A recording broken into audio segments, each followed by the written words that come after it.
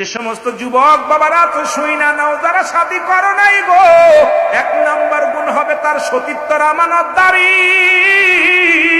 2 number হবে সে আমলদারি, 3 number হবে সে পর্দাশীলতা নারী, 4 নাম্বার হবে মুসলমান রূপে গুণে, 5 নাম্বার হবে সে একজন আদর্শ ফ্যামিলির মেয়ে গো মুসলমান। এই 5টা গুণে গুণান্বিত নারী বিবাহ করার জন্য সুলাইমান পয়গম্বর ঘোষণা করে দিয়েছিল, পত্র লিখে দিয়েছিল। সুলাইমান পয়গম্বর যখন বিয়ে করবে তখন পত্রবচন তার উজির এসে বলে, হুজুর আপনার বয়স হয়ে গেল, বিয়ে করবেন না। ওরে পয়গম্বর সুলাইমান কয়, রব্বে কারিম আমাকে জানিয়ে দিছে এই 5টা গুণের যদি কোনো নারী পাও আমি বিবাহ করব। সেই 5টা গুণের 1 নাম্বার হবে সে সতীত্ব আমানতদারি। এখন বাংলাদেশে তো পাওয়া যায় না সতীত্ব আমানতদারি নারী, পাওয়া বড় দুরস্কার। এই ওয়াজগুলো সমাজেও চলে না, তরিকাতেও চলে না, সব বাতিল হয়ে যায়। তবে আমি আপনাদেরকে বলে যাই, আল্লাহর কামেল মুকাম্মেলের দপ্তরে গেলে, ওলিদের কদমে গেলে, সঠিক ওলির কদমে গেলে শরীয়তের ওয়াজও শোনা যায়। জোরে বলেন ঠিক কিনা? এই পৃথিবীর মধ্যে রাহমাতুল লিল আলামিন আখিরি নবী আর আদম নবী থেকে শুরু করে যত নবীগণ দুনিয়ার মধ্যে আগমন করেছিল, প্রত্যেকেই মুসলমান এসেছিল আমার আল্লাহর সন্ধান দেওয়ার জন্য। আদম আলাইহিস সালামের কালেমা ছিল লা ইলাহা ইল্লাল্লাহু আদম, আদম শফিউল্লাহ, ইব্রাহিম খলিলুল্লাহ, মূসা কালিমুল্লাহ। আর আমার আপনার নবী নূরের নবী রাহমাতুল লিল আলামিন এই দুনিয়ার মধ্যে আগমন করলেন। লা ইলাহা ইল্লাল্লাহ মুহাম্মাদুর রাসূলুল্লাহ সাল্লাল্লাহু আলাইহি ওয়াসাল্লাম। জোরে বলেন মারহাবা। এই জন্য কালেমার দিকে গেলাম আমি। যেহেতু আমার আগের বক্তা আব্দুর রহমান নুরী সাহেব এই কালেমার বিষয় নিয়ে আলোচনা শেষ করেছে, শেষ পর্যায়ে আছি। কারণ যেখান থেকে ছাড়ছে সেখান থেকে আলোচনা শুরু করি, ধীরে ধীরে আলোচনার দিকে যাই। আল্লাহ বলে লা ইলাহা নাই কোন ইলাহ ইল্লাল্লাহু এক আল্লাহ ছাড়া, মুহাম্মাদুর রাসূলুল্লাহ আল্লাহ পাকের প্রেরিত রাসূল বা বান্দা হলো রাহমাতাল লিল আলামিন। জোরে জোরে বলো মারহাবা। আর একটু জোরে বলো মারহাবা। পৃথিবীর মধ্যে যত নবী আছে প্রত্যেকেই চিনাইছে আমি আল্লাহর পয়গম্বর, আল্লাহ ছাড়া কোনো মাবুদ নাই।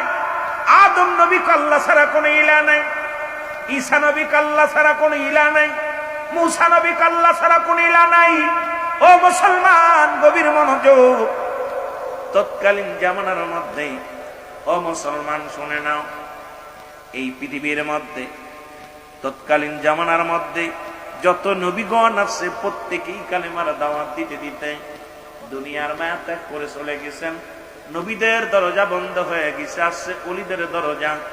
মুসলমান শেষ জামানা, ওলিদের জামানার মধ্যে এখন ওলিদের জামানাও প্রায় শেষের দিকে আছে, ইমামতির জামানা, ইমামদের জামানা। মুসলমান গভীর মনোযোগ। ওলি আল্লাহ সে দুনিয়ার মধ্যে যুগে যুগে যুগে যুগে বাংলার জমিনে যত পীরে কামেল এসেছেন, কেউ তার দিনের দিকে কি করেন নাই, দাবি তো করেন নাই। প্রত্যেকেই মদিনাওয়ালার প্রেম, আল্লাহর গোলামত্বের জন্য তারা দাবিত করেছেন। তাদের ভিতরে সদা সর্বদা একটা প্রেম ছিল, সেটা হলো স্বয়ং মদিনাওয়ালার প্রেম। তাদের ভিতরে একটা মাত্র প্রেম ছিল, সেটা হলো আমার আল্লাহ রাব্বুল আলামিনের প্রেম, রাসূলের ভালোবাসা।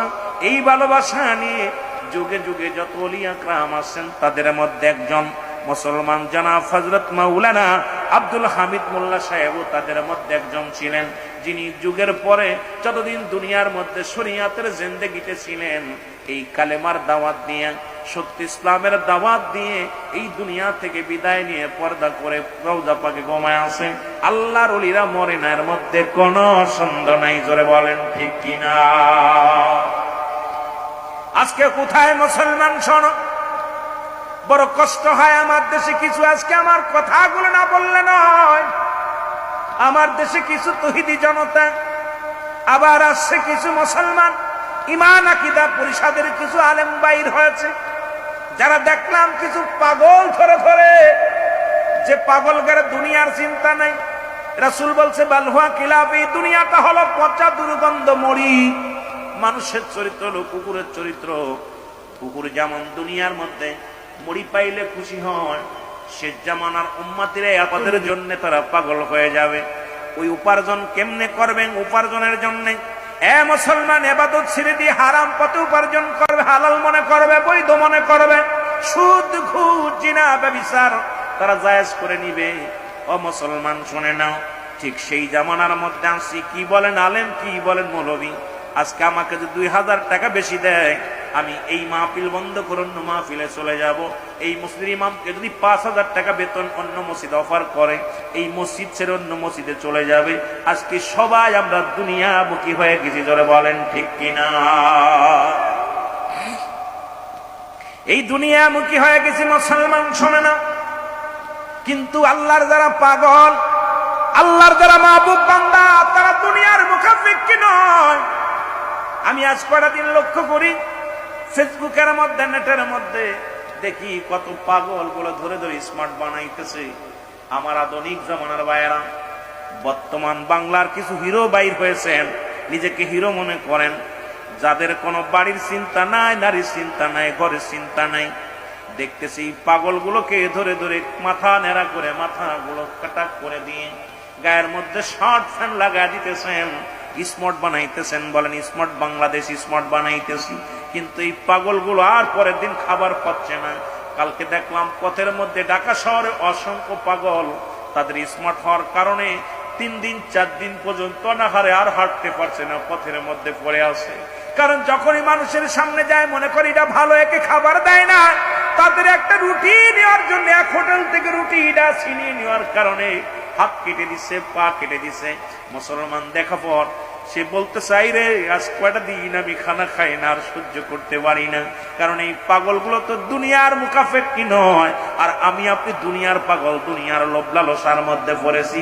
এই পাগলদের মধ্যে আর এক হলো আল্লাহর ওলিগণ, যারা দুনিয়ার মধ্যে এমন দুনিয়ার মধ্যে তারা হয়েছে আল্লাহর আউলিয়া।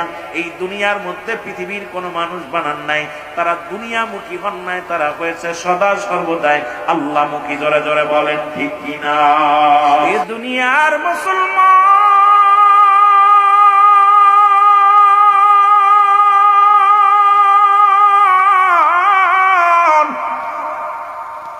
নবীদের কাছে আছে ওহী, ওলিদের কাছে আছে ইলহাম গো। সব জায়গা পাগলামি চলে, ওলিদের সঙ্গে পাগলামি চলে না, কামেল পীরের সঙ্গে পাগলামি চলে না। ওরে কামেল পীর একবার যার উপরে রাজি হয়ে যায়, কামেলে মুকাম্মিল একবার যার উপরে রাজি হয়ে যায়, নবীজি রাজি হয়ে যায়। আর নবীজি যার উপরে রাজি খুশি হয়ে যায়, রব্বে কারীম তার উপরে রাজি খুশি হয়ে যায়। মরণে ভয় নাই, মিজানে ভয় নাই, ফুলসিরাতে ভয় নাই, কিয়ামতের ময়দানে ভয় নাই। কারণ মানুষের জীবনে 3টা বিপদ। নাম্বার 1 হলো মানুষের মরণ, নাম্বার 2 হলো কবর, নাম্বার 3 হলো কিয়ামতের ময়দান। ও মুসলমান, শরিয়াতের পর্দা নিয়া আজকে আমার মহানলি এখানে শুয়ে আছে রে বাবা। পৃথিবীর মধ্যে এই রকম কখন কে চলে যাবে কেউ বলতে পারি না। দেখা যায় দাদা জিন্দা, নাতি দুনিয়ার মধ্যে নাই, বাবা জিন্দা, সন্তান দুনিয়ার মধ্যে নেই। কে কখন চলে যায় কেউ বলতে পারি না। মানুষের মৃত্যু হয় 2টা টাইমে, একটা হলো রাতের বেলা, একটা হলো দিনের বেলা। ও মানুষ শুনে নাও, গভীর মনোযোগ। আজ ওলি আল্লাহর দপ্তরে গেলে শরিয়াতের কথা বলা পাওয়া যায়, তরিকাতের কথা বলা পাওয়া যায়, মারিফাতের কথা পাওয়া যায়, হাকিকতের কথা পাওয়া যায়। আর রব্বুল আলামিন দুনিয়ার শেষ দুনিয়া মুসলমান শুনে নাও, এই দুনিয়ার মধ্যে 2টা টাইমে মানুষ মৃত্যুবরণ করে, একটা হলো রাতের বেলা, একটা হলো দিনের বেলা। রব্বে কারীম দিন শুরু করেছে নামাজ দিয়া, তার হাবিব ভালোবেসেছিলেন। ওরে রাসূলের কাছে 4টা জিনিস প্রিয় ছিল গো। নবীর কাছে 1 নাম্বার প্রিয় ছিল নামাজ। যে দরবারের মুরিদের নামাজ নাই, সেই দরবার হক হতে পারে না। যে দরবারের মধ্যে শরীয়তের বিধান মানে না, সেই দরবার হক হইতে পারে না। আজকে শরীয়তের হক পায়বন্দি দরবার যত আছে এগুলোর সঙ্গে বাতিলদের তুলনা করোনার মুসলমান শুনে নাও। রাসূলুল্লাহর কাছে ছিল 4টা জিনিস প্রিয়, তার মধ্যে 1 নাম্বার নবীর কাছে ছিল নামাজ। হক্কানি ওলিদের কাছে গেলে 1 নাম্বারের তালিম দেয় নামাজের। জোরে বলেন ঠিক কিনা? এ বন্ধুগণ শোনো গো,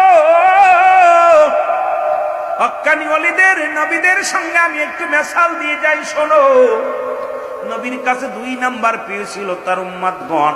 এর হক্কানি ওলি আল্লাহর কাছে 2 নাম্বার, তার পরিবার পরিজন কোনোদিন আপন হতে পারে নাই। তার উম্মত যত মুরিদ আছে, এই মুরিদের জন্য জীবনটারে কঙ্কাল করে ফেলে। এই দুনিয়ার মধ্যে তার এই শরী মুসলমান শুনে নাও, এই রুহানি জগতের যত মুরিদ সন্তান আছে, এই মুরিদের বেদনায় ঘুমাইতে পারে না, খাইতে পারে না, বিশ্রামে যাইতে পারে না। তারা সদা সর্বদা ইয়া রব্বি হাবলি মুরিদি মুরিদি বলে। একটা মুসলমান কান্দে, দয়াল নবী কেঁদেছে ইয়া রব্বি হাবলি উম্মতি। আর কামিলে মুকাম্মেল যারা হক্কানি ওলি হয়, এদের জবানে থাকে ইয়া রব্বি হাবলি মুরিদি মুরিদি বলে কান্দে। এর নবীর কাছে 1 নাম্বার পেয়েছিল নামাজ, 2 নাম্বার পেয়েছিল তার উম্মতগণ, 3 নাম্বার পেয়েছিল তার বিবিগণ। কামেল পীর যেজন হয়, দুনিয়ার মধ্যে অন্য নারীর প্রতি লোভ লালসা হয় না। কারণ পৃথিবীর মধ্যে মুসলমান শোনো, রাসূলুল্লাহর কাছে 3 নাম্বার পেয়েছিল তার বিবিগণ। যেহেতু মক্কা মদিনায় থেকে আসে আমার পীর সাহেব কেবল আপনারা শুনছেন, মুসলমান শোনো, 3 নাম্বার পেয়েছিল তার বিবিগণ। ও মুসলমান, আর এই বিবিগণ হওয়া লাগবে 5টা গুণে গুণান্বিত। এই 5টা গুণ যে নারীদের মধ্যে আছে, এই জন্য বিয়ে করার আগে হতে সতর্ক হওয়া লাগবে। এই 5টা গুণের গুণান্বিত নারী আপনাদের যদি পান, বিয়ে করবেন। যে সমস্ত যুবক বাবারা তো শুই না নাও, যারা শাদী করো নাই গো, 1 নাম্বার গুণ হবে তার সতীত্বর আমানতদারি, 2 নাম্বার হবে সে আমলদারি, 3 নাম্বার হবে সে পর্দাশীলতা নারী, 4 নাম্বার হবে মুসলমান রূপে গুণে, 5 নাম্বার হবে সে একজন আদর্শ ফ্যামিলির মেয়ে গো মুসলমান। এই 5টা গুণে গুণান্বিত নারী বিবাহ করার জন্য সুলাইমান পয়গম্বর ঘোষণা করে দিয়েছিল, পত্র লিখে দিয়েছিল। সুলাইমান পয়গম্বর যখন বিয়ে করবে, তখন পত্রবচন তার উজির এসে বলে, হুজুর আপনার বয়স হয়ে গেল, বিয়ে করবেন না। ওরে পয়গম্বর সুলাইমান কয়, রব্বে কারিম আমাকে জানিয়ে দিছে এই 5টা গুণের যদি কোনো নারী পাও আমি বিবাহ করব। সেই 5টা গুণের 1 নাম্বার হবে সে সতীত্ব আমানতদারি। এখন বাংলাদেশে তো পাওয়া যায় না সতীত্ব আমানতদারি নারী, পাওয়া বড় দুরস্কার। এই ওয়াজগুলো সমাজেও চলে না, তরিকাতেও চলে না, সব বাতিল হয়ে যায়। তবে আমি আপনাদেরকে বলে যাই, আল্লাহর কামেল মুকাম্মেলের দপ্তরে গেলে, ওলিদের কদমে গেলে, সঠিক ওলির কদমে গেলে শরীয়তের ওয়াজও শোনা যায়। জোরে বলেন ঠিক কিনা? এরে মুসলমান শুনে না, 4 নাম্বার নবীর কাছে পেয়েছিল সুগন্ধি জিনিস গো। এখন ওলিদের কাছে যা যদি মদ না ছাড়তে পারে, ওটা ভণ্ড। ওলিদের কাছে যা যদি সুদখানা ছাড়তে পারে, ওলিদের কাছে যা যদি ঘুষ না ছাড়তে পারে, ওলিদের কদমে যা পারে যদি জিনা ব্যভিচার বন্ধ না করতে পারো, মুসলমান বিড়ি সিগারেট ছাড়তে না পারো। কারণ রাসূলুল্লাহর কাছে 4 নাম্বার পেয়েছিল সুগন্ধি জিনিস। আল্লাহর কামেল মুকাম্মেল ওলিদের কাছেও 4 নাম্বার পেয়েছিল সুগন্ধি জিনিস। কিন্তু আমি দেখছি আমার এই ব্রাহ্মণবাড়িয়ার জমিনেও এমন পীর আছে, গাঞ্জা টান মেরে ডায়ে ছোটে। জোরে জোরে বলেন ঠিক কিনা? রাসূলুল্লাহর কাছে প্রিয় ছিল 4 নাম্বার সুগন্ধি জিনিস। আমাদের দেশে কিছু ভণ্ড পীরের আবির্ভাব হয়েছে, তারা গাঁজা মদ ইয়াবার মধ্যে আসক্ত। এই সমস্ত ভণ্ডদের কারণে অনেক কামেল পীরের দুর্নাম হয়। জোরে বলেন ঠিক কিনা? যে পীর নিজে গাঁজা টানে, সে মুরিদরে কেমনে শিখাইবে? আর এদের কারণে আজকে মাজার ভাঙ্গার ফতোয়া দেওয়া শুরু করেছে, এদের কারণে আজকে মাজারে আক্রমণ হয়, এদের কারণে আজকে মাজার থেকে কবর থেকে লাশ উত্তোলন করে মানুষ পুড়ায়। আমি ওই ঘোড়া পাগলার পক্ষে নয়, তবে আমি লাশ উত্তোলন করে পুড়াইছে এটার বিপক্ষে। কিন্তু ভণ্ডদের পক্ষে আমরা সুন্নি আলেম ওলামা, সুন্নি ওলি আল্লাহ নয়। জোরে বলেন ঠিক কিনা? যে যাহারে ভালোবাসে তার ভালোবাসা পুরায় না। বলেন যে যাহারে ভালোবাসে তার ভালোবাসা পুরায় না। আমার মুর্শিদ যারে ভালোবাসে, পীরে যারে ভালোবাসে, তার কবু নাই তুলনা। বলো যে যাহারে, ভাই জোরে জোরে বলেন না যারা পীর মুরিদ করেন, ওরে যে যাহারে ভালোবাসে, তার ভালোবাসা আমার আল্লাহ যাকে ভালোবাসে, আল্লাহ যাকে ভালোবাসে, তার কবু নাই তুলনা। যে যাহারে ভালোবাসে, তার ভালোবাসা। এ দুনিয়ার মুসলমান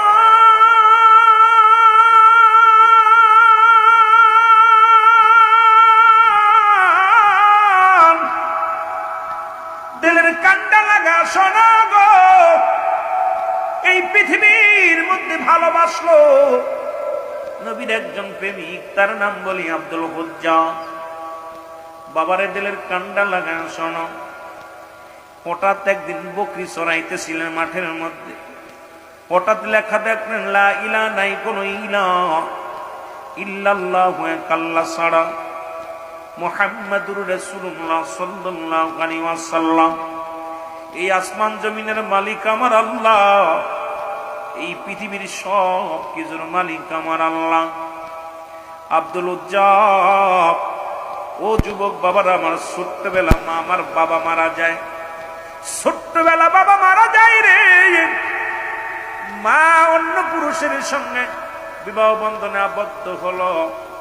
ও আমার বাবারা, আমার চাচার বাড়িতে মানুষ, আব্দুল উজ্জাব কালেমা পড়ে ইল্লাল্লাহু ইল্লাল্লাহ লা ইলাহা, জোরে ইল্লাল্লাহু ইল্লাল্লাহ। এর প্রতিবেশী রাখালের ডাক দেওয়ালে উজ্জাবের চাচা শোনো, তোমার উজ্জাব কোথা থেকে এক কবিতা আবৃত্তি করে। এই পাগলটার জবানে শুধু লা ইলাহা, নাই কোন ইলাহ ইল্লাল্লাহু আল্লাহ ছাড়া, মুহাম্মাদুর রাসূলুল্লাহ সাল্লাল্লাহু আলাইহি ওয়াসাল্লাম। এই বাণী শুনি গো উজ্জাবকে ডেকে আনা হলো। চাচায় ডাকতে বলে, বাতিজারে তুমি নাকি কোন কবিতা লিখেছো, কোন গান মুখস্থ করেছো? বলে, চাচা গো আমি কোন কবিতা পড়ি নাই, আমি কোন গান পড়ি নাই, কোন কবিতা আবৃত্তি করি নাই। এই আসমান জমিনের মালিক আমার রব্বে কারীম, এই জমিনের মালিক আমার আল্লাহ, আসমানের মালিক আমার আল্লাহ। ডাক দে কয়, চাচার গো আপনার কাছে জানতে চাই, আমি আপনার কাছে জানতে চাই এই কথাগুলো কি সত্য না মিথ্যা? এই আসমান জমিনের মালিককে? কয় সব কিছুর মালিক তো আমি। ডাক দে বলে, হুজ্জাবরে তোমার মালিককে? বলে, আমার মালিক আমার আল্লাহ। বলে, তোমারে খাওয়াই কে? বলে, আমার আল্লাহ। তোমাকে বাঁচায় রাখছে কে? আমার আল্লাহ। বাতিজা কয়, চাচা গো সব কিছুর মালিক আমার আল্লাহ। চাচায় কয়, বাতিজারে যদি তুমি এই কালেমা না ছেড়ে দাও, বাবা গো ছেড়ে দাও, এই কালেমা ছেড়ে দাও, এই সব কিছুর মালিক হইলাম আমরা। এই দুনিয়ার স্রষ্টা নাই, সব কিছু সৃষ্টি জগতের সব কিছুর মালিক হইলাম আমরা।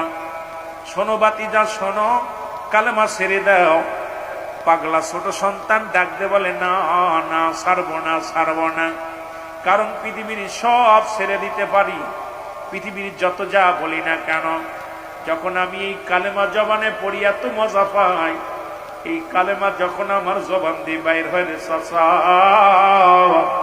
এই দুনিয়ার মধ্যে সব চাইতে শান্তি লাগে। জোরে জোরে চিল্লায় বলা যাবে না মারহাবা।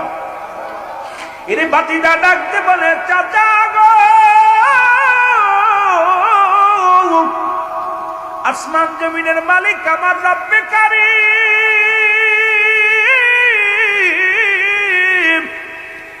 ভূমণ্ডলের মালিক আমার রব্বে কারীম, সব কিছু শেষ করে দিবে আমার আল্লাহ। জোরে জোরে চিল্লায় বলা যাবে না আল্লাহু আকবার। আল্লাহ বলে কুল্লু মান আলাইহা ফান। আল্লাহ কয় বান্দারে শোনো, এই জমিনের মধ্যে যা কিছু আছে আমি আল্লাহ চূর্ণ বিচূর্ণ করে দিব।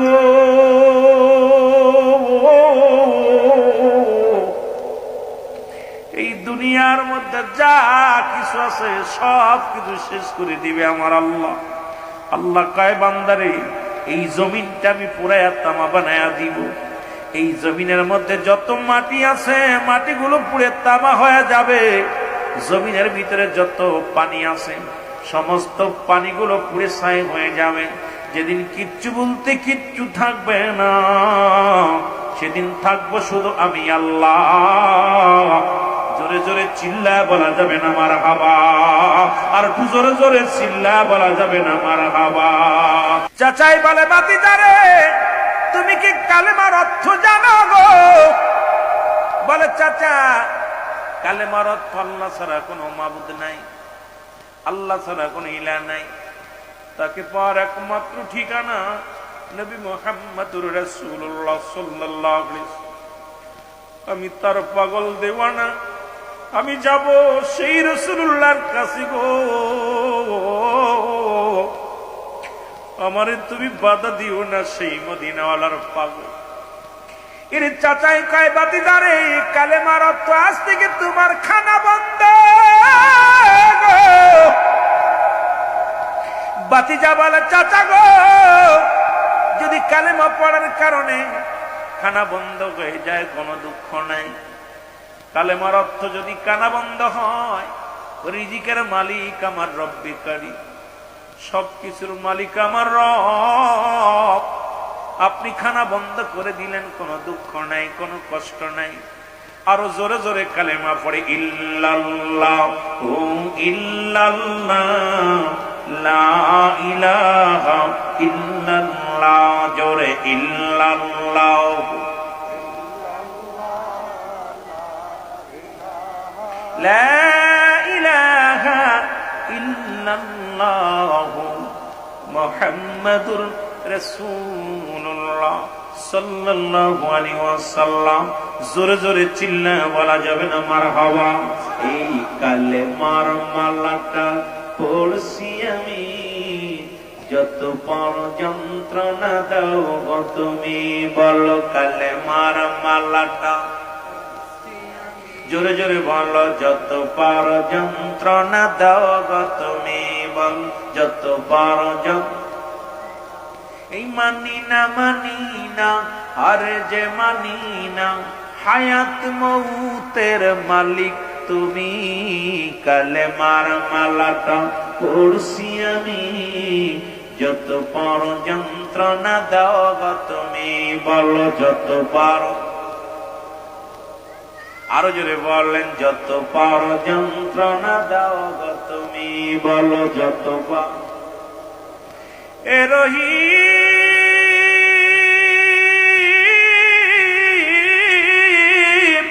এ রহমান, আমার জীবনের মালিক তুমি। বলো আমার জীবনের মালিক। জোরে বলেন মারহাবা।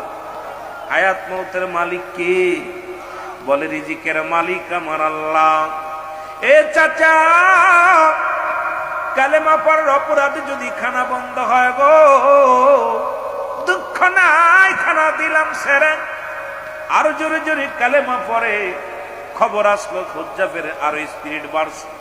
ইমানদার দেখবেন কত মানুষ কর্মা ফলোয়া খেয়ে রোজা রাখে না, কত মানুষ একটু চাউল খেয়ে রোজা রাখে, কত মানুষ এসির মধ্যে থেকেও নামাজ আদায় করে না, কত মানুষ মাঠে কাজ করে, আজান বলে পাগলটা ছুটে যায় আল্লাহর ঘরে মসজিদে। জোরে বলেন ঠিক কিনা? কত মানুষ অর্থের অভাব নাই, সম্পদের অভাব নাই, কিন্তু আল্লাহ আল্লাহ রাসূলের প্রতি প্রেম নাই। আবার কত ফকির মিসকিন আছে, দুনিয়ার মুখা ব্যক্তি নয়, তারা রব্বি কারীমের পাগল। এই দুনিয়ার কিচ্ছু চায় না, তারা আমার রব্বের প্রেমে পাগল। জোরে বলেন ঠিক কিনা? বাতিজারে আজ থেকে তোমার কাপড় ও বাতিজার সনদ জমা জমি তোমার কালেমার অর্থ জানো? বলে চাচা আপনি বললেন খানা বন্ধ খাই না, আরো অর্থ আসেনি? কয় হ্যাঁ। কালেমার অর্থ হলো আজ থেকে সমস্ত সম্পত্তি থেকে তুমি বঞ্চিত, পৃথিবীর কোন সম্পদ তুমি পাবা না। বাতিজায় কয় চাচা গো, সম্পদের মালিক আমার আল্লাহ, এই দুনিয়ার মালিক আমার আল্লাহ, আসমান জমিনের মালিক আমার আল্লাহ। যদি কালেমা পড়ার অপরাধে যদি চাচা গো খানা বন্ধ হয়ে যায় মেনে নিছি, যদি সম্পদ থেকে বঞ্চিত করো দুঃখ নাই মেনে নিলাম। আরো জোরে জোরে কালেমা পড়ে, জোরে জোরে চিল্লায় বলা যাবে না আমার হাওয়া।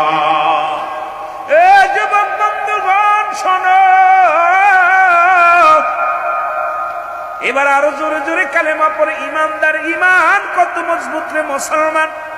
এবার ডাক দি কয় বাতিজারে তুমি যেহেতু কালেমা ছাড়লে না, তুমি কালেমার অর্থ জানো? কয় চাচা গো আপনি বললেন খানা বন্ধ খাই না, বললেন সম্পত্তি থেকে আর পাবা না, নিই নাই, এখন আর কি আছে? বলে কালেমার অর্থ হলো তোমার পণ্যের কাপড়টা খুলে দেওয়া লাগবে। জোরে জোরে চিল্লায় বলা যাবে না আল্লাহু আকবার। আরে হুজ্জত চোখের পানি ছেড়ে কান্দার ডাকতে বলে মালিক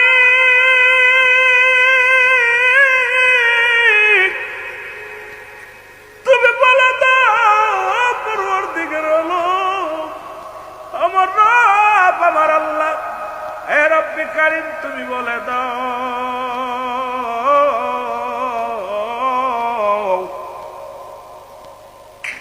আমি এখন কি করব? ঈমান ছাড়ব না পোশাক ছাড়ব? ইলহামের মাধ্যমে জানতে পাই হুজ্জাব রে, যদি কাপড় ছেড়ে দাও কাপড় পাবা, সম্পত্তি ছেড়ে দিচ্ছ সম্পত্তি পাবা, ঈমান ছেড়ে দিলে জাহান্নামে যাবা। হুজ্জাব রে ঈমান ছাড়িস না। জোরে জোরে চিল্লায় বলা যাবে না মারহাবা। এই যুবক বন্ধুরা আমার দিলের কান্না লাগা শোনো গো, ডাক দে বলে বাতিজা পোশাক ছেড়ে দাও। 18 বছরের যুবক আমার বাজানেরা দিলের কান্না লাগা শুনবেন। ডাক দে বলে রব্বে কারীম এখন যদি পোশাক ছেড়ে দিই মানুষ আমাকে পাগল বলবে, আমি কেমনে ছাড়ব? আর ঈমান যদি ছেড়ে দিই আমি জাহান্নামে যাব। রব্বে কারীম এখন আমি কি করব? চক্ষু দুইটা বন্ধ করে পণ্যের কাপড় খুলে দিলেন। পণ্যের কাপড় খুলে দিয়ে দোষ শুরু করলেন। পিছন থেকে ডাক দেয় চাচায় বাতিজারে দাঁড়াও। হুজ্জাব দাঁড়াও দাঁড়াও।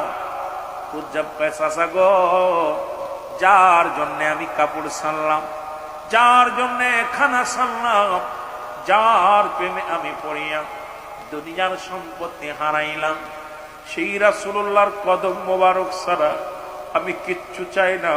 সেই রাসূলের কদমের মধ্যে আমি যাব। ও যুবক বন্ধু শোনো গো, হুজ্জাব এক দূরে চলে গেলেন মায়ের কাছে। দরজায় দাঁড়া ডাক দেবারে মা, মা গো, জনম দুঃখিনী মা, মা, মা নজর তাকায় দেখে 18 বছরের যুবক উলঙ্গ, গায়ের মধ্যে কোনো পোশাক। মা ভিতরে যায় দরজা লাগা দিছে। ডাকতে বলে মা, ও মা তুমি আমার চেনো না? আমি তোমার কলিজার টুকরা সন্তান। মা গো, ছোট্টবেলা আমার বাবা মারা যায়, তুমি অন্য পুরুষের সঙ্গে সংসার করো। মা গো, আমি তোমার সেই কলিজার টুকরা সন্তান, আমার নাম হুজ্জাব। মা গো, একবার তাকায় দেখো তোমার কলিজার টুকরা তোমার সামনে খাড়া। তো মা গো, তোমার কাছে খাইতে চাই নাই, পড়তে চাই নাই, এক টুকরা কাপড় দাও। যে নবীরে ভালোবাসার কারণে আমি ঘর ছাড়া হইলাম, যে নবীর ভালোবাসার কারণে আমি সম্পদ হারা হইলাম, যে নবীর ভালোবাসার কারণে রে মা গো পণ্যের কাপড় গুলো ছুঁড়ে দিলাম। ও জনম দুঃখিনী মা, এক টুকরা কাপড় দাও। আমি এই কাপড়খানা পরে আমি বিশ্ব নবী মুসলমান, শুনে নাও, রহমতের নবী রাহমাতুল লিল আলামিনের কদমের মধ্যে যাব, জোরে জোরে চিল্লায় বলা যাবে না মারহাবা। জনম দুঃখিনী মা কি করলেন? ভিতর থেকে এক টুকরা কাপড় দিলেন, ছুঁড়ে মারলেন। কাপড় কানা ফুরিয়া হুজ্জাব পণ্যের মধ্যে লাগায়া তো শুরু করলেন। পিছন থেকে মা ডাক দেয়, বাজান রে, কতদিন তোরে দেখি না, জন্মের পরে তোর বাবা মারা যায়।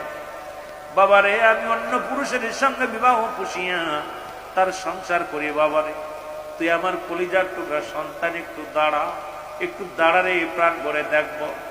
ডাকতে বলে, মা মা, যদি বেঁচে থাকি দেখা হবে, আর যদি মারা যায় দেখা হবে হাসরের ময়দান। মা গো, যে নবীরে ভালোবাসার কারণে, যে রব্বি কারীম রে ভালোবাসার কারণে আমি সব হারাইলাম রে, সেই মায়ার নবী রাহমাতুল লিল আলামিনের কদমে আমি যাব। মা, আমারে বাধা দিও না রে মা। সন্তান দূরে চলে গেলেন। রাসূলুল্লাহ মুসলমান মক্কা মদিনার জমিনে যখন গেলেন, বেহুশ হয়ে জমিনের মধ্যে উজ্জাব পড়ে গেল। নবীর সাহাবীরা তারে তুলে নিয়ে রাসূলের কদমে গেলেন। আমার নবীজির কদমে যখন নিয়ে গেছে, গায়ের মধ্যে গোস্তগুলো শুকনাতে পারে না, চলতে পারে না। উত্তপ্ত পাথরের ঘাই গায়ে রক্ত পড়েছে পা দিয়া। আমার বাবারা ভালোবাসা কারে বলে? নবীর রওজা মুবারকে। আমার দাদু ভাই থেকে আসি ইমাম মালিক, রাসূলের কদমে যতদিন জীবন যাপন করছে, জীবনে কোনোদিন স্যান্ডেল জুতা পরে নাই। আমাদের ভিতরে কেন এত ফকর আসে রে বাবা? ইমাম মালিককে জিজ্ঞাসা করা হলো, হুজুর, আপনি মক্কা মদিনার জমিনে হাঁটাচলা করেন, অথচ আপনার পায়ে ঠুসকা পড়ে গেছে গরম উত্তপ্ত বেরোর মধ্যে হেঁটে। বলে ইমাম মালিক ডাক দে বলে, দুনিয়ার মানুষ শোনো, যে জমিনের মধ্যে আমার রাসূলুল্লাহ কদম রাখছে, যে জমিনের মধ্যে আমার নবীজির পদধূলি পড়ছে, আর সেই জমিনের মধ্যে যদি আমি পারতাম রে, আমি ইমাম মালিক বুক দিয়ে হাঁটতাম, কোনদিন পা লাগাইতাম না। এর নাম হলো সোনার মদিনা। জোরে জোরে চিল্লায় বলা যাবে না মারহাবা। আমার ভাইরা, আমার বন্ধুরা, আমার রাসূলুল্লাহ বললেন, তোমার নাম কি? বলে, হুজুর আমার নাম উজ্জাব। বলে, তোমার খালি গায়ে কেন? বলে, হুজুর আপনাকে ভালোবাসার জন্যে, আমার মাওলাকে ভালোবাসার জন্যে।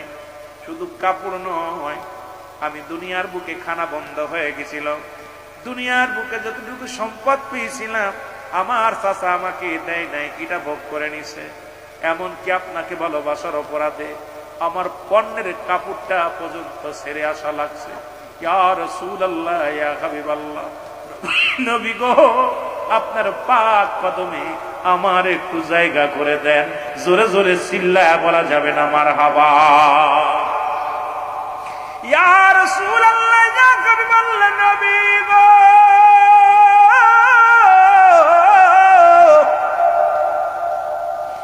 আমার নবী বলার সঙ্গে সঙ্গে আমার রাসূল বলেন, আয় আয় আয়। আমার নবীজি বুকে টানতে নিলেন। হুজ্জাব বলে, ইয়া রাসূলুল্লাহ, ইয়া হাবিবাল্লাহ, দুনিয়ার যত কষ্ট, যত যন্ত্রণা পেয়েছিলাম, আমি আপনার রাসূলুল্লাহর পদধূলি পাইয়া, রাসূলুল্লাহর চরণধূলি পাইয়া আমি হুজ্জাবের সমস্ত দুঃখ যন্ত্রণা দূর হয়ে গেছে। জোরে বলেন মারহাবা। আর একটু জোরে জোরে চিল্লায় বলা যাবে না মারহাবা। আমার নেই বলে, হুজ্জাব রে, আজ থেকে তুমি নতুন নয়া মুসলমান, নয়া মুসলমান। আমি রাসূল তোমাকে কালেমা পড়াইয়া দিলাম, তওবা পড়াইয়া দিলাম। আজ থেকে তোমার নামের আগে শুধু হুজ্জাব থাকবে না, আজ থেকে তোমার নাম আব্দুল হুজ্জাব। এইরকম যদি ঈমান আনা লাগতো, বাংলার মৌলবীরা আজকে যারা মন্দিরে যায় তারা কেমনে পারত? আজকে যারা মুসলমান, যারা মাজার ভাঙার পায় তারা করতেছে, শুনে নাও। ওই মাজার আলা ইসলামের দাওয়াত দিছে কত কষ্ট করে রে মুসলমান। ওই মাজার আলাদের সঙ্গে যারা বিরোধিতা করে, শুনে নাও, শুনে নাও। শাহজালাল ইয়ামানি যখন আসলেন সিলেটের জমিনে 360 জন আউলিয়া নিয়ে গো, গোরগোবিন্দ নিষিদ্ধ করে দিলেন। কোন দাড়িওয়ালা টুপিওয়ালা এই বাংলার জমিনে ঢুকতে পারবে না। কোন দাড়িওয়ালা দেখলে তাকে কতল করা হবে, কোন টুপিওয়ালা দেখলে তাকে কতল করা হবে। আজকে সেই দাড়ি টুপি লাগাইয়া সে ওলি আল্লাহদের মাজারের সঙ্গে দুশ্মনী করো। নৌপথ বন্ধ, বিমান পথ বন্ধ, স্থলপথ বন্ধ, সব বন্ধ করে দিলেন। গাড়ি ঘোড়া সব হরতাল করে দিলেন, যেন কোন দাড়িওয়ালা টুপিওয়ালা আসতে পারে না। 360 জন আউলিয়া নিয়ে, ও যুবক ব্রাহ্মণবাড়িয়া বিবাড়িয়ার যুবকেরা শোনো, ওলি আল্লাহদের প্রেমে আমরা কেন পাগল, কেন পাগল হইলাম তোমরাও জানলে তোমরাও পাগল হবা। এবার শাহজালাল ইয়ামানি সুরমা নদীর কিনারায় আসলো। শাহজালাল ইয়ামানি যখন এই কিনারে আসিয়া বসে আছেন, রব্বে কারিম ইলহামের মাধ্যমে জানায়া দেয়, শাহজালাল রে, তোর ইয়ামেন থেকে পাঠাইছি বাংলার জমিনে কালেমার দাওয়াত দেওয়ার জন্য।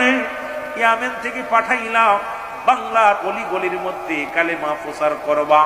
আজকে ওখানে বসে থাকার জন্য নয়, জলদি করে পার হয়ে যাও। আল্লাহ রাব্বুল আলামিন, আমি পার হব কেমনে? আমার তো নদী নেই, নদী পার হওয়ার আমার যোগ্যতা নাই, আমার ভিতরে কোনো নৌকা, আমার কাছে কোনো নৌকা নাই, আমার কাছে কোনো মাঝি নাই, আমার কাছে পার হওয়ার কিছু নাই। রব্বে কারিম ইলহামের মাধ্যমে জানায়া দেয়, শাহজালাল টেনশন করো না, তুমি জায়নামাজ বিছায়া দাও। জায়নামাজ বিছায়া 2 রাকাত নামাজ পড়লেন। 360 জন আউলিয়া নামাজ, তোমার আগেই বললাম ওলি আল্লাহ হাক্কানি ওলি আল্লাহ যারা, এরাও নামাজের পাগল ছিল। আমার বাবারা, আমার শুনে নাও, শুনে নাও, যে সমস্ত পীর সাহেবের নামাজ পড়ে না, পানির উপর দিয়ে ভেসে যায়, ওরা ভণ্ড। নামাজ পড়ে না, মুসলমান বাতাসের সঙ্গে উড়ে যায়, এরা ভণ্ড। কারণ এটা আমাদের বুঝতে হবে, ওই অনেক ভণ্ডর আছে, তারা কেরামতি দেখায় রে বাবা। দেখার কারণে অনেকেই দেখিয়া পাগল বানাইছে। এইগুলো থেকে সাবধান হয়ে যাবেন। যার ভিতরে শরিয়াত নাই, শরিয়াত ছেড়ে দিলে কাফের। আবার কাফের আবার কিসের আবার মুসলমান, ইবাদত কিসের বন্দেগী। সুতরাং নিজেই তো অস্বীকারী রব্বে কারিমের জোরে জোরে চিল্লায় বলেন ঠিক কিনা? এ মুসলমান গভীর মনোযোগ। শাহজালাল ইয়ামানি 2 রাকাত নামাজ আদায় করছে রে। 360 জন আউলিয়া 2 রাকাত করে নামাজ আদায় করিয়া নদীর মধ্যে, পানির মধ্যে, সুরমা নদীর মধ্যে নিজের ওই জায়নামাজ খানা ছেড়ে দিয়েছে। একজন নয়, 2 জন নয়, 360 জন আউলিয়া পার হয়ে গেছে। আজকে যারা মাজার ভাঙ্গ, জেলখানায় গেলে জেলের 4 ইঞ্চি ওয়ালটা মাইতে পারো না, রাগ করবা না বাবা। আমার দেশের কত বক্তা জেলখানা চাইসা কত লিকসার মারে। আমি তাদেরকে বলি, শাহজালাল ইয়ামানি তো জায়নামাজে ভর করে, যাদের তুমি মাজার ভাঙতে চাও তারা জায়নামাজে পার হয়েছিল, আর তুমি জেলখানার 4 ইঞ্চি ওয়াল ডামাইতে পারো না। 2 বছর 3 বছর জেলখানায় থাকিয়া বড় বড় ওয়াজ করো, তোমার এই ক্ষমতা তোমার নাই। আবার তুমি আল্লাহর ওলিদের সঙ্গে দুশ্মনী করো। শাহজালাল ইয়ামানি তাকবীর দিছে, তো মুসলমান গোরগোবিন্দ দালান খুশে গেছে। শাহজালাল ইয়ামানি আযান দিছে, মুসলমান গোরগোবিন্দের প্রসাদ ভেঙে গেছে। আর তোমরা যতই ফালাফালি করো, তোমরা কিছুই করতে পারো না। আর জেলখানা থেকে বাইর হইয়া আসিয়া আজ ওলিদের বিরোধিতা করো, বড় দুঃখ লাগে। জোরে জোরে বলেন ঠিক কিনা? আরে শাহজালাল ইয়ামানি সুরমা নদী পার হয়েছিল জায়নামাজে ভর করে, আর আমি তুমি বছরকে বছর জেলখানায় থাকলাম। এতই যদি তোমার কেরামতি পারো, ওলিদের মতো তুমি ফুদে জেলখানা উড়াই দাও, ঠিক কিনা? কথা কয় না কেন? এতই যদি তোমার পার থাকে, এতই যদি তহিদে জনতা হও, বিনা অপরাধে জেল খাটতেছো বলতেছো, তাহলে তোমরা যখন আল্লাহর কাছে দরখাস্ত করবা, জেলখানার দালান গুলো এমনি ওই পাটকেল সব ঝরে যাবে, কারণ তোমাদের ফরিয়াদ শুনবে। কিন্তু আল্লাহর ওলিগণ এই দুনিয়ার মধ্যে এমন মাহবুব বান্দা ছিলেন, তারা যখন যেটা বলেছে তখন রব্বে কারিম তার কথা শুনেছে। জোরে বলেন ঠিক কিনা? দিল্লির আল্লাহর ওলি হারেবারেশ রহমাতুল্লাহ আলাইহি, উনি মসজিদে ধাক্কা মারছে এইভাবে, ও মৌলবীরা হন। মসজিদে ধাক্কা দিয়ে বলছে, মসজিদ তুমিও আল্লাহর, আমিও আল্লাহর। কি বলতেছে? আল্লাহর ওলি হারেবারেশ রহমাতুল্লাহ আলাইহি, উনি দিল্লির জঙ্গলে বাস করত। উনি বলতেছে, দিল্লির যে মসজিদটা বাদশা শাহজাহান বানাইছে, এই মসজিদের মেম্বার কেবলা নির্ণয় ছিল না, একটু বেকা ছিল। তা এখন বাদশা শাহজাহান আপনার 5,000 কর্মী দিয়া এই মসজিদ নির্মাণ করেছে, এবং অনেকগুলো কোরআন তেলাওয়াত করে করে প্রতিদিন কাজ করতো। সকালবেলা কাজ শুরু হলে এক খতম কোরআন শরীফ তেলাওয়াত হতো। এত সুন্দরভাবে মসজিদ বানালো। এই মসজিদের কেবলা নির্ণয় হলো না, তখন 3 দিন স্বপ্নে দেখলেন বাচ্চা শাহজাহান তুমি নামাজ পড়েছো, নামাজ হয় না। শরিয়াতের কেবলা কাবা, দুজানের কেবলা রাহমাতাল লিল আলামিন, মুনাজাতের কেবলা হলো আরশে আজিম। আর একটা কেবলা আছে যারা পীর মুরিদি করেন, এই মুরিদের কেবলা হলো স্বয়ং পীর কেবলা। জোরে বলেন না মারহাবা। আস্তে না জোরে বলবেন। মুর্শিদ কেবলা কি বলা হয়? পীর কেবলা, মুর্শিদ কেবলা। জোরে বলেন ঠিক কিনা? এই আল্লাহর ওলি হারে বারেশা এই দিল্লির জঙ্গল থেকে ওনাকে ধরে আনা হলো। উনি বলল আমার একটা আশা আছে, আমি মসজিদের মেম্বারের পাশে ঘুমাবো।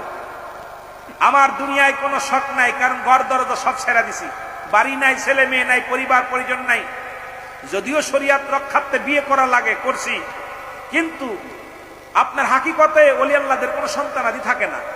অনেক এই ওয়াজগুলো করলে আবার অনেকের গায়ে লাগবে, কারণ তারা তো দুনিয়ার মুখাপেক্ষী হতে পারে না, কিন্তু শরিয়াত রক্ষাতে এগুলো দরকার।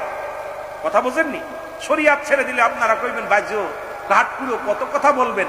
এই জন্য আল্লাহর ওলিগণ স্বাধীন বারক করে সন্তানাদি আসে দুনিয়ার মধ্যে, তাদের এই প্রজন্মগুলো রেখে যায় যাতে এইগুলো নিয়ে গালি না দেয়।